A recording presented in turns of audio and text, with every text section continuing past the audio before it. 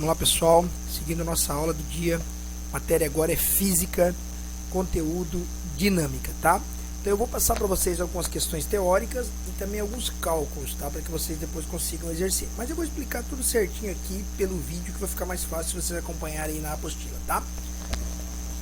Quando se fala em dinâmica de corpos, a imagem que vem à cabeça é aquela famosa maçã caindo na cabeça do Newton, né, pessoal? Quando ele estava sentado em cima, embaixo da árvore, e claro, com isso Newton descobriu, né, começou a estudar a lei da gravidade, né, o porquê que aquela maçã caiu, e deixou o Newton bastante intrigado. E ele foi estudar isso e entendeu que a maçã caía devido a uma força que nos puxava para a superfície terrestre, né? Fez com que a maçã caísse, que é uma força gravitacional, tá bom? Então, com isso, Newton estuda a gravidade, né? E assim, pessoal, graças a essa curiosidade, né, de Newton em estudar o processo de queda da maçã, nós podemos então entender esse movimento gravitacional e, consequentemente, entender como funciona a força exercida sobre determinados corpos, e com isso criamos na física as 3 leis de Newton, tá? Beleza? Então, só para vocês terem uma ideia de como funciona, como surgiu essa necessidade de estudar isso, tá? Exatamente por essa fotinha que parece uma criação criada ali, algo desenhado, mas não, isso aconteceu, a maçã cai sobre Newton, e Newton então começa a se questionar o porquê que essa maçã teria caído de sua cabeça, o que teria feito essa maçã cair. E ele começou a perceber que uma força nos puxa, nos gruda em superfície terrestre, para que não andamos por aí flutuando, e essa força recebe o nome de gravidade, tá? Com isso, a dinâmica, então, pessoal, nós vamos estudar a relação entre a força e o movimento, tá? Ambos estão diretamente, inteiramente ligados. Força, então, é um agente que produz deformação, sensações e, consequentemente, movimento, tá? Deformações, sensações e variação de movimento, tá? Então grave isso aí. Essa seria a nossa conceito, né, para força, beleza? Então vamos falar um pouquinho do Newton, pessoal. Como eu falei a vocês aqui em cima, ó, o Newton então criou-se 3 leis de Newton para entender a força, e a gente vai estudar, vai pincelar as 3 a partir de agora, tá? A primeira lei de Newton, pessoal, olha que interessante, é o princípio da inércia, tá? O que é essa inércia? Você vai ver isso, você vai perceber que você vai matar de primeiro, que você vai entender. Todo corpo permanece em seu estado de movimento, ao menos que forças externas atuem sobre ele, tá? Já vou explicar melhor. Ou seja, a inércia, então, é a dificuldade de se produzir ou de cessar movimentos de um corpo, tá bom? Pessoal, todo corpo permanece em movimento. Vamos exemplificar. Tem até um desenho aqui, ó. A galera tá toda no ônibus ali em pé. Quem já andou de transporte coletivo sabe o que eu tô falando. O ônibus está em movimento. Todo mundo está naquele momento em movimento juntamente com o ônibus, em repouso, mas em movimento ao mesmo tempo junto com o ônibus, né? Depende do referencial. Mas vamos acreditar que estamos todos em movimento. O corpo vai permanecer em seu estado de movimento, a menos que forças externas atuem sobre ele. De repente, o nosso caríssimo motorista freia com um pouco mais de intensidade, um movimento mais brusco, né? Quando ele freia, o que acontece? Os corpos vão para frente, né? Nós somos arremessados para frente. Essa é a inércia, é a dificuldade de cessar esse movimento. Nós não conseguimos parar, entendeu? E mesmo que eu esteja esperando o movimento vir, eu vou fixar o meu corpo para que eu não seja arremessado, e isso também é denominado inércia, porque eu estou fazendo uma outra força para que eu não seja arremessado durante a freada, tá? Então, entenderam isso, pessoal? A mesma coisa quando está ali andando de bicicleta e a bicicleta bate numa pedra, o que acontece? Você instintivamente é arremessado para frente. Por quê? Porque a inércia fez com que esse movimento fosse acontecido devido a algo externo que produziu a parada brusca daquela bicicleta e você foi arremessado, tá? Então olha que interessante. Quanto maior a massa de um corpo, maior será a sua inércia. Concluímos então que a massa é também a medida da inércia de um corpo. Ou seja, pessoal, quanto maior o corpo, mais massa ele tiver, mais dificuldade de parar ele vai ter. Concordam comigo ou não? Vamos voltar por exemplo do ônibus. O cara freou, quanto mais massa, quanto mais peso, né, mais quantidade de massa tiver naquele momento, a dificuldade de segurar vai ser maior e o corpo será arremessado o mais longe possível, tá? Então inércia é isso aí, tá, pessoal? A dificuldade de se produzir ou cessar o movimento de um corpo. Se produzir também, pessoal, quando eu acelero de forma brusca, vamos dar um exemplo de um carro, a tendência é que o corpo vá para trás, tá? Quanto maior o corpo, mais difícil ele vai ter de ir para trás, quanto mais massa ele tiver, tá? Então, quanto maior a massa, maior será a sua inércia, maior será a sua dificuldade de cessar ou de produzir o movimento nesse corpo, oriundo de uma força externa. Essa então é a primeira lei de Newton, tá? Vamos lá. A segunda lei de Newton, pessoal, olha que interessante, é sobre a força, tá? Então a gente vai entender um pouquinho disso aí agora, olha que interessante. O resultado das forças que agem num corpo é igual ao produto de sua massa multiplicado pela aceleração que vai ser adquirida. Calma, já vou explicar melhor. Se dobrarmos o valor da força, sua aceleração também dobra somente se a massa for constante. Vamos explicar melhor isso aí, pessoal. Estão vendo aqui no desenho ao lado o rapaz empurrando algumas caixas, tá? Aquelas caixas só estão se movimentando porque esse rapaz está exercendo sobre aquele carrinho um produto chamado força, tá bom? Permite que ele age com aquela força ali, aquelas caixas irão tomar aceleração, irão se movimentar. A quantidade dessa aceleração vai depender da massa das caixas. Quanto mais pesadas elas forem, menos aceleração ela vai ter, ou para manter uma aceleração ele vai ter que aumentar a quantidade de força, vai ter que empurrar com mais força, né? Por isso que eu digo, se empurrarmos com mais força, a tendência é que a aceleração também aumente, a não ser, claro, que a massa difere. Se a massa for a mesma, por exemplo, vou explicar de modo mais didático possível. Aquela caixinha ali pesa, sei lá, 1 kg. E ele empurra com uma determinada força, ela toma uma aceleração. Se ele empurrar com o dobro de força, a mesma caixa com o mesmo peso, a aceleração consequentemente irá aumentar também, tá? Para isso, pessoal, a gente tem que usar essa formulazinha aqui, ó. Vou destacar aqui para vocês, ó. Aqui, tá vendo? Força é igual a massa vezes a aceleração, tá? Massa vezes a aceleração. Sendo que F, tá? Olha que interessante. F é a força aplicada no corpo, vou destacar aqui. M é a massa de um corpo, sempre representada em quilos. E A, pessoal, é a aceleração adquirida, sempre representada em metros por segundo, tá? Então, a formulazinha para se calcular a força é massa vezes a aceleração. Só que aqui eu quero que vocês se atenham para um detalhe. A representação de força não é F, tá, pessoal?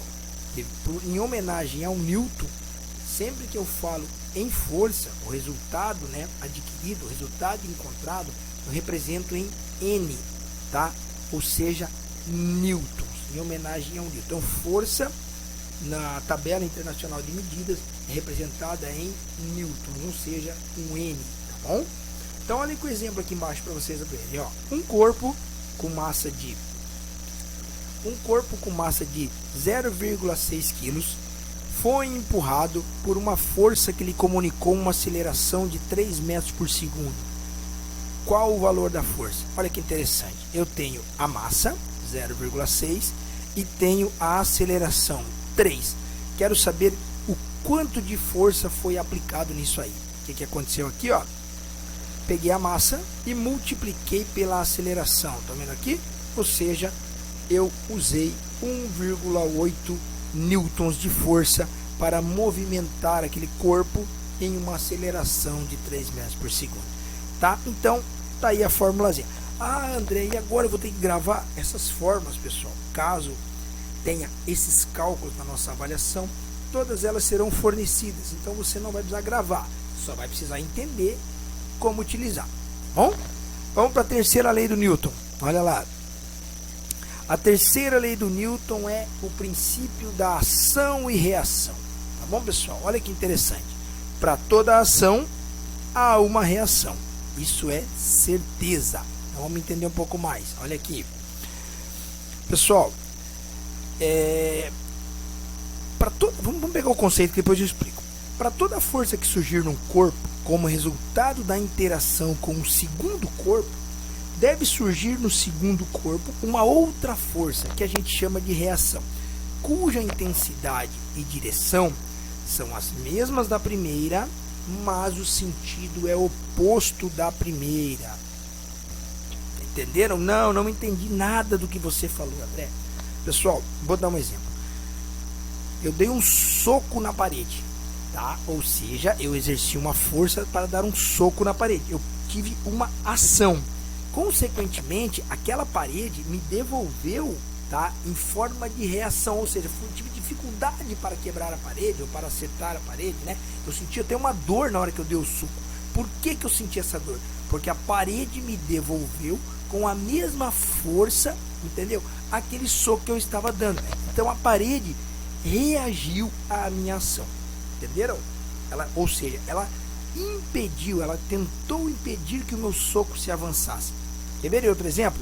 Quando nós andamos, pessoal, nós praticamos uma ação de andar. O chão em que nós estamos caminhando, ele promove a reação, empurrando para que a gente continue andando, empurrando nós para cima novamente, para que a gente nossos passos não passem. Então, a ação de andar sofre uma reação do chão, tá? Para que eu possa exercer o meu caminhar. Então, para toda ação que eu pratico, vai sempre existir uma reação. Bom, olha que interessante. Uma força nunca está sozinha, ela sempre está em par, ação e reação. Então, quando eu exerço uma força daqui, vai vir uma força de lá para devolver a minha ação, tá? Outra coisa interessante, pessoal, é importante observar que cada uma dessas forças atua em objetos distintos, tá? A parede e a minha mão, um exemplo. E para finalizar, essas forças estão sempre aos pares, tá? Da mesma magnitude, mas diferem no sentido, ou seja, a força que eu exerci para socar a parede foi a mesma força que a parede exerceu sobre a minha mão. A diferença é que o meu soco veio daqui e o da parede veio de lá. Então nós utilizamos a mesma magnitude, mas em sentidos opostos. Entenderam? Então essas, pessoal, são as 3 leis de Newton, tá? Lei da ação e da reação, princípio da inércia e lei do peso igual a massa, aliás, força igual a massa vezes aceleração. Tranquilo? Vamos lá, vamos seguir nossa atividade.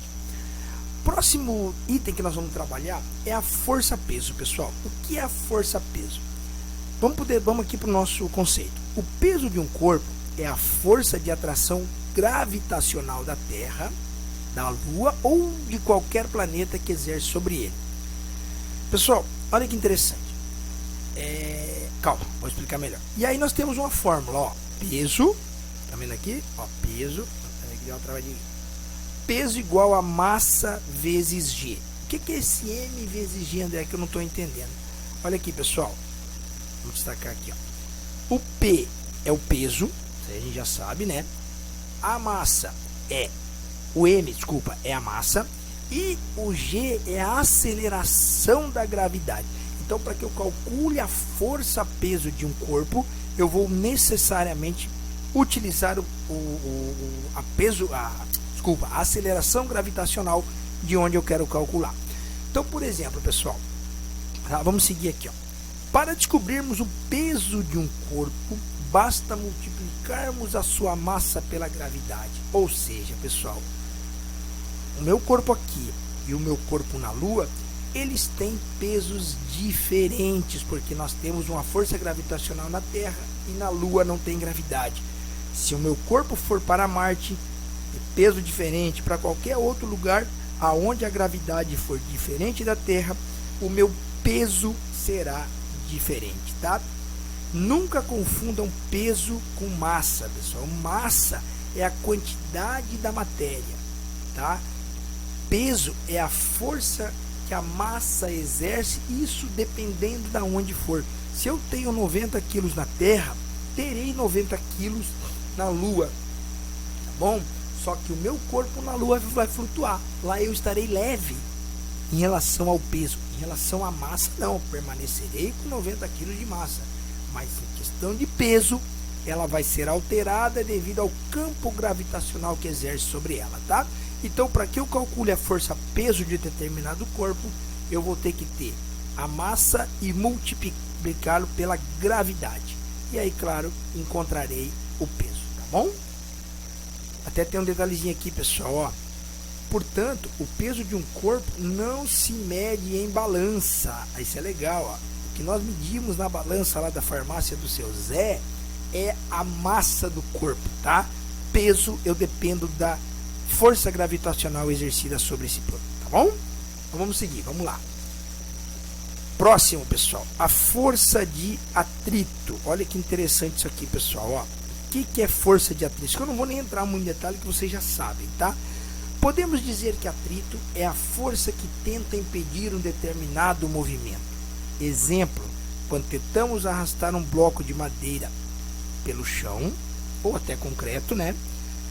Fazemos certa força e percebemos que é difícil desse bloco se mover, porque essa resistência é chamada de atrito, tá? Existem dois tipos de atrito, pessoal, o estático e o dinâmico. E qual é a diferença? O estático, tá, é a força de atrito que uma superfície produz quando o corpo está em repouso. Exemplo, quando você vai empurrar um carro, o carro está parado, está em repouso, e você começa a empurrá-lo, você terá dificuldade porque ele está preso ao chão. Então esse atrito é o estático. Já o dinâmico é a força de atrito que uma superfície aplica sobre um corpo em movimento. Está andando no seu carro, você pisa no freio.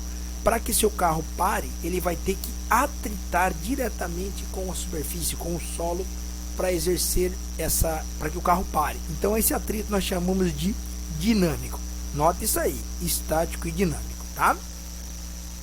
A força de atrito estático, ela é sempre maior que o dinâmico, pessoal.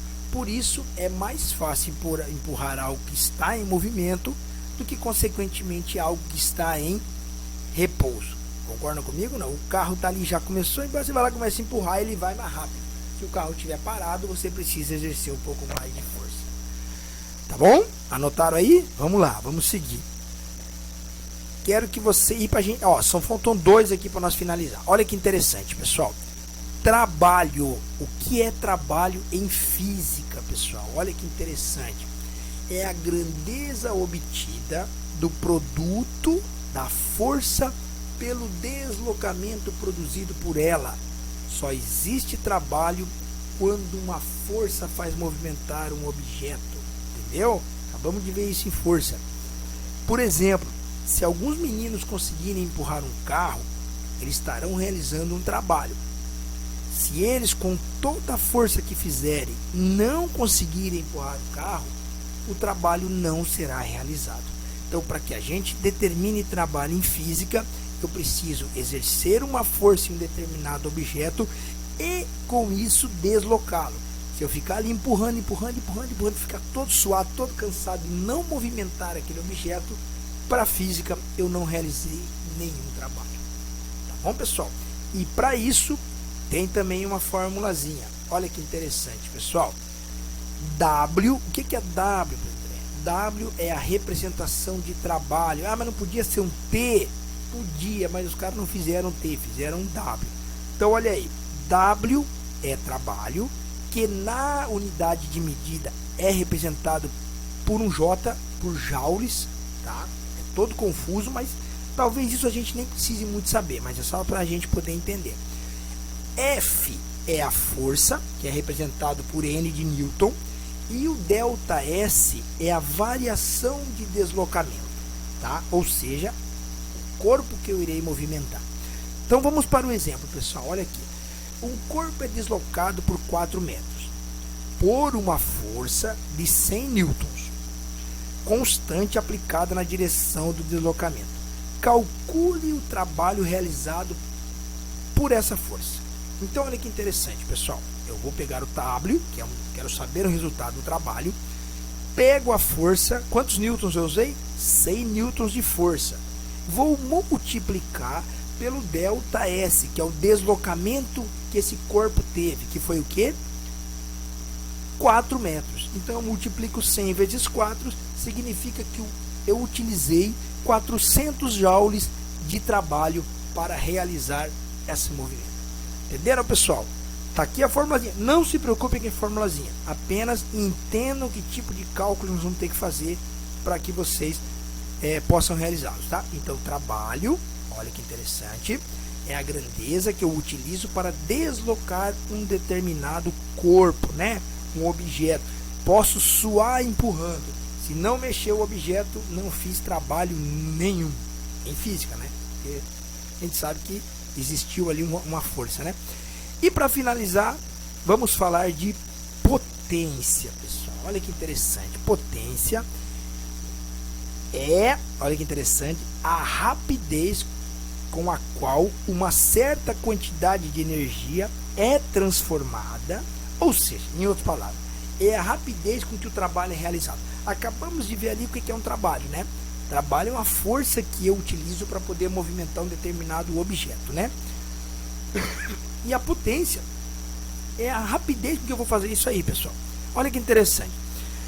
Eu até sublinhei um exemplo aqui, ó. Um indivíduo ergue um objeto de 10 quilos numa altura de 1 metro. Fez isso em 1 segundo. Ótimo, bacana. Se tivesse feito em 4 ou 5 segundos, pessoal, tá? Para o trabalho não mudaria nada, porque ele realizou o trabalho que foi pegar o objeto e erguer a uma altura de 1 metro. Ele realizou um trabalho, mas a potência desse trabalho está diretamente ligado ao tempo que ele gastou para realizar, tá? Por isso, pessoal, olha que interessante. Potência é o quê? Trabalho, tá bom? Dividido por tempo. Potência, também representado pela letra Pzinho ali.